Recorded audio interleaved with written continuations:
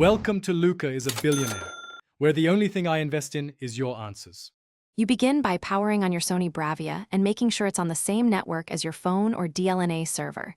This is why streaming and device discovery work. Once done, insert a USB drive if you'll play local files, or open the media player app from home. You need basic permissions, allow storage access when prompted, and choose the source: USB, network, DLNA, or cast. This first step gets everything ready so playback will be smooth. You now navigate folders using the remote. Highlight a file and press OK to preview.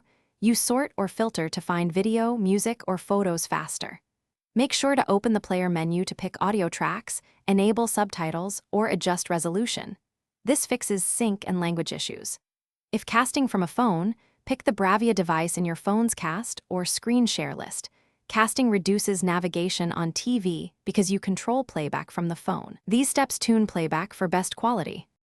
You finish by playing the file and using pause, seek, and playlist options to arrange viewing. When done, stop playback and safely eject the USB to avoid file corruption. If a video won't play, update the TV firmware or the media player app because codec support often improves with updates. This is why updates matter. If problems persist, transcode the file to an H.264 MP4 or use Plex/DLNA server. One quick re-encode usually. Thanks for watching and please subscribe. It's the best investment you'll ever make.